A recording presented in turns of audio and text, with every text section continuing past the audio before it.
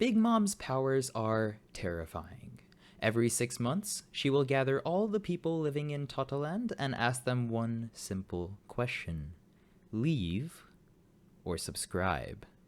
Should they choose the latter, they will be notified of all the latest Anime Analyzed content, which is mainly the reason why no one leaves.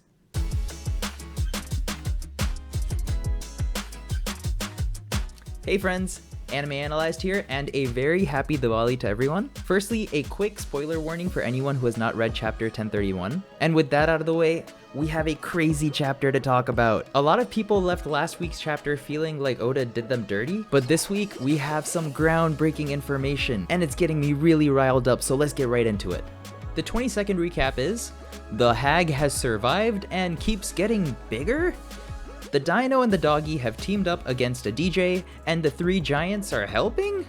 Halloween is in full swing. 2 Michael Myers are pursuing a skeleton and a demon, and Sanji just asked Zoro to kill him. Yeah, a lot happened. So let's start with Big Mom, who just took a year off her life to fight Kid and Law. This is quite insane because this is Big Mom showing that she needs more power to fight these fools. Firstly, I'm just confused about what Law's Kroom did. I didn't really expect Kid's Prunk Crash to do anything, but Law said Kroom affects your body in other ways, so I feel like there's some detail here that we're just missing that will definitely play a big part later in this fight. But how about the attention to detail here? Law asks Kid how his powers work, and Kid immediately says, "Why the hell would I tell you?" And that further develops the tension between these two. I feel like Oda is trying to tell us that these two are going to clash in the future sometime, and this is just a great way to get our minds ready for that. Furthermore, we hear both their motivations for taking down Big Mom at the end of this section. Kid says, "I'm gonna tear her from the throne," which is kinda what we expected, but Law shows his desire to learn the true history of the world. This is a great way to show why Law is still so motivated after Dressrosa. I mean, I know him and Luffy are chums and all, but Law isn't the kind of person to just go help others for no reason, and this explains his actions so far really well. Also, my favorite part of this section was definitely Oshiruko, or life. It's just such a perfect callback to the food wastage scenes from earlier in the raid, and it provides so much needed retribution from the actions of the Beast Pirates.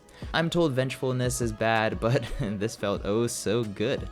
On to the Drake Apu Yamato scene, and as expected, Drake isn't going to team up with Apu. But the big thing I saw here was that the numbers seemed to be trying to help Yamato? Of course, it was left a bit unclear as to their motives, and I'm not one for publishing headcanon as truth, but if this is true, this would just be perfect evidence in favor of the fact that those 3 samurai in the scene with young Yamato are these 3 numbers. And this ties in perfectly with the title of the chapter, Soldier of Science. I know it's referring to Sanji, but hey, wouldn't it be cool if in retrospect we realized it was also referring to the numbers? I don't know. Okay, so CP0 are officially on this island, and they're looking quite scary.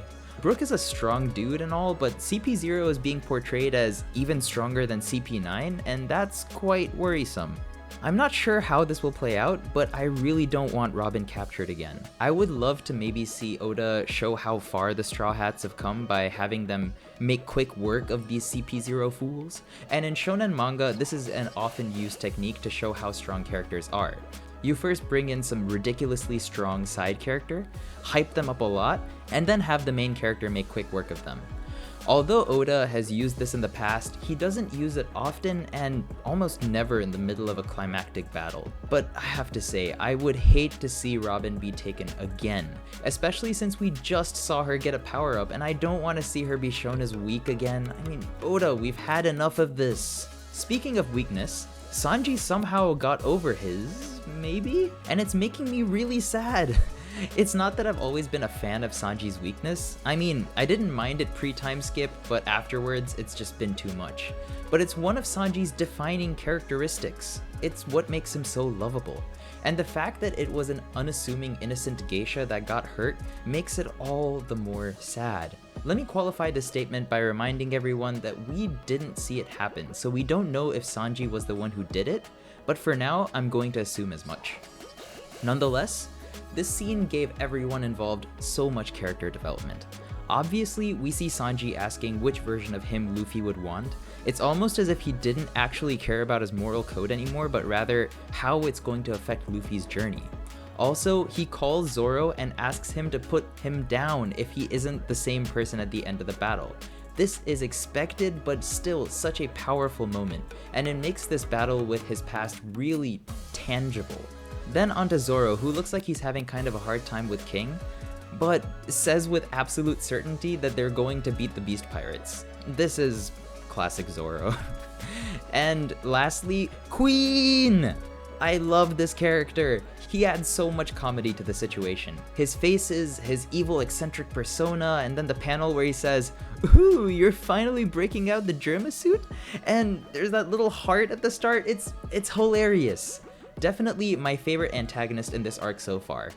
Sanji and Queen's battle is just this amazing concoction of drama, comedy, hype, and world building. It's basically everything One Piece.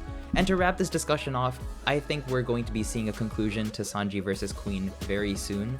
Queen almost looks like a non-issue to Sanji with his new power-up and all, and I guess I'm more excited to see how Oda is going to resolve Sanji's daddy issues. And if you had no issues with this chapter review, then please leave a like and subscribe to the channel, and let me know your thoughts down below. I'll catch y'all later.